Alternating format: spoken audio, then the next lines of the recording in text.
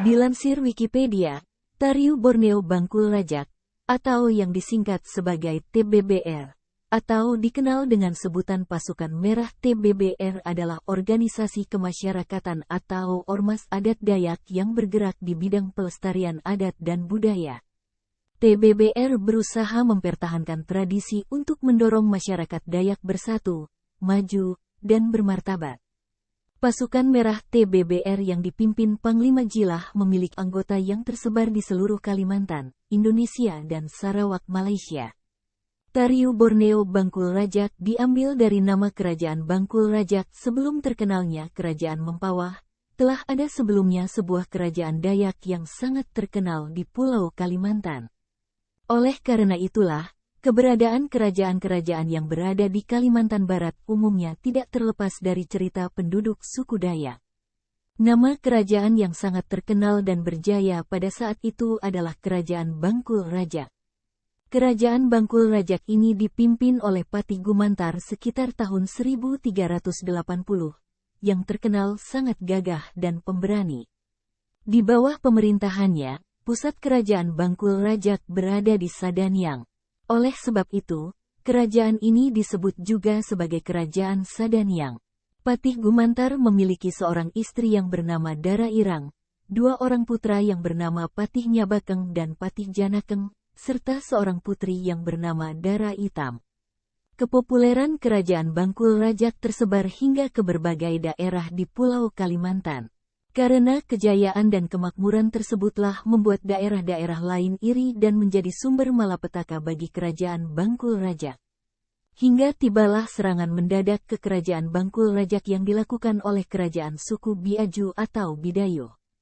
Meskipun Patih Gumantar terkenal sangat hebat dan pemberani, namun dengan serangan yang sangat mendadak tersebut membuat ia kalah. Kepala Patih Gumantar putus akibat dikayau oleh orang Bidayo. Peristiwa tersebut terkenal dengan sebutan Perang Kayau atau memenggal kepala manusia.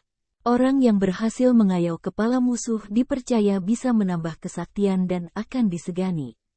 Apalagi kepala yang dikayau adalah kepala orang yang berpangkat atau memiliki kedudukan.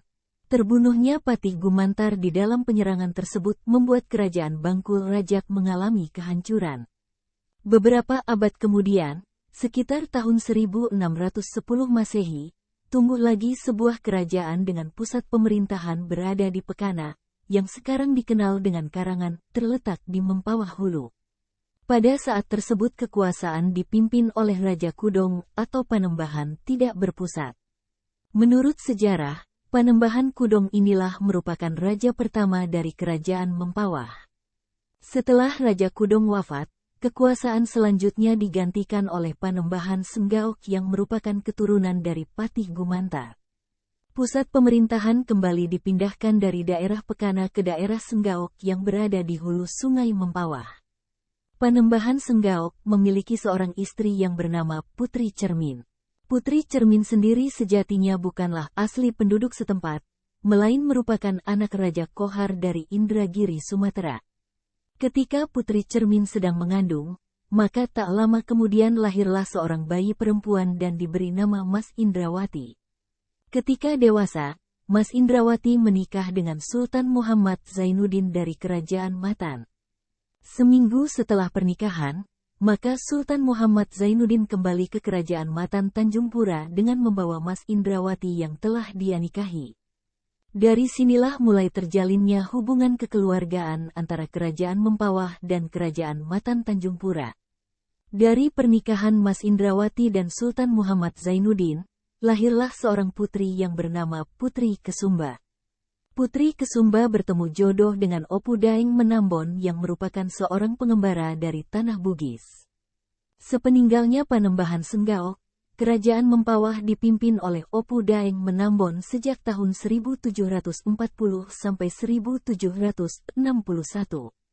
Saat itulah sistem kerajaan yang semulanya bercorak Hindu beralih ke sistem syariat Islam.